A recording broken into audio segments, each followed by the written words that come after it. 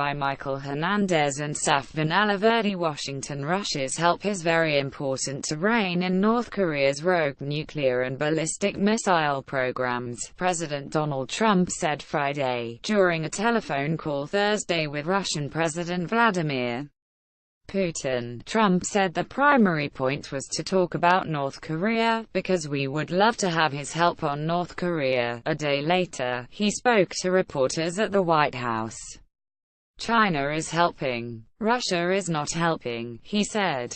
We're going to see what happens with North Korea. We hope it works out.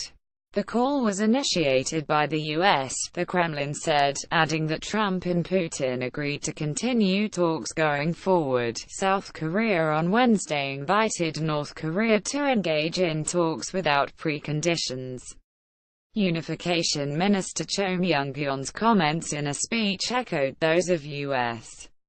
Secretary of State Rex Tillerson, who called for negotiations without Pyongyang first committing to ending its nuclear program the day prior. The dropping of any conditions before embarking on talks has led to speculation South Korea and the U.S. could be adopting a new approach after years of Pyongyang's defiance of UN resolutions. The apparent change came nearly 2 weeks after North Korea said it had successfully tested an intercontinental ballistic missile capable of striking anywhere on the U.S. mainland. Among those present for Cho's speech was the Chinese ambassador. President Moon Jae-in is currently visiting Beijing to meet China's President Xi Jinping. China is the North's main backer, and Xi has indicated he would welcome any move toward regional dialogue. Later Wednesday, Russia welcomed Tillerson's comments as much better than the confrontational rhetoric that we have heard so far. The White House later clarified that Trump has not changed position on North Korea, although the administration does not oppose Tillerson's efforts to initiate talks, but Tillerson on Friday distanced himself somewhat from his earlier remarks and said North Korea has to stop its threatening behavior before talks could begin between Washington and Pyongyang. Apart from that step, there are no preconditions for talks, nor will we accept preconditions from North Korea or others, Tillerson said in a meeting at the UN Security Council on North Korea's nuclear programs. He reiterated the U.S. is considering all options to defend itself, but said, "We do not seek, nor do we want, war with North Korea.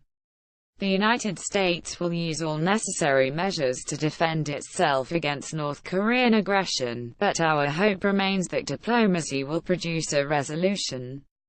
Tillerson also criticized China for its oil supplies to North Korea and Russia for using North Korean laborers, and urged both nations to increase pressure on Pyongyang's nuclear and missile programs, and to go beyond full implementation of UN sanctions. Japan's Foreign Minister Taro Kono urged the international community to maximize pressure on North Korea by all means available.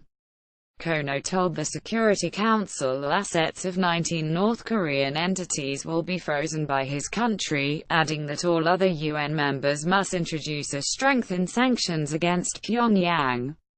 North Korean Ambassador Ya Song-nam told world leaders Tillerson's remarks were a desperate measure plotted by the U.S.